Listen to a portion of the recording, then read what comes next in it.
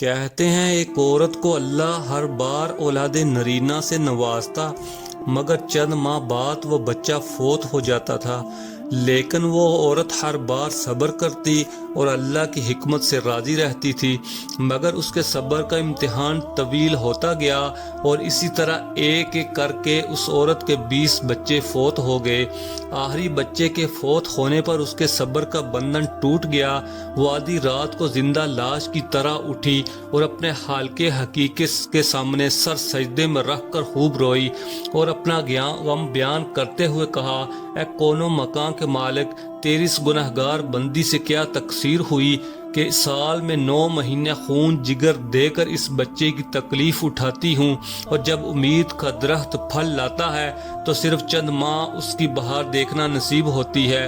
آئے دن میرا دل غم کے ہول کا شکار رہتا ہے کہ میرا بچہ پروان چڑھے گا بھی کہ نہیں۔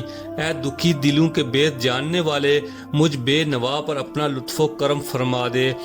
کہتے ہیں روتے روتے ہوئے اسے آنکھ لگ گئی، خواب میں ایک شگفتہ اور بہار باغ دیکھا جس میں وہ سیر کر رہی تھی کہ سونے چاندی کی اینٹوں سے بنا ایک محل نظر آیا جس کے اوپر اس عورت کا نام لکھا ہوا تھا۔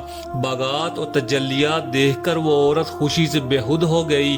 محل کے اندر جا کر دیکھا تو اس میں ہر طرح کی نعمت موجود تھی۔ اس کے تمام بچے بھی اس محل میں موجود تھے جو اسے وہاں دیکھ کے خوشی سے جھوم اٹھے۔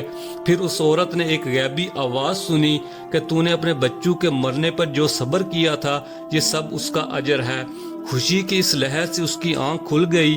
جب وہ خواب سے بیدار ہوئی تو اس کا سارا ملال جاتا رہا اور اس نے بھیگی ہوئی آنکھوں سے عرض کیا، یا الہی، اب اگر تو اس سے بھی زیادہ میرا خون بہا دے تو میں راضی ہوں۔ اب اگر تو سینکڑوں سال بھی مجھے اسی طرح رکھے گا تو مجھے کوئی غم نہیں۔ یہ انعامات تو میرے صبر سے کہیں زیادہ ہیں۔ تو دوستو، اس درس حیات سے ہمیں یہ سبق ملتا ہے کہ انسان کو ہر حال میں صبر کا دامن تھامے رکھنا چاہیے، کیونکہ یہی چیز انسان کو اللہ کے قرب کرتی ہے۔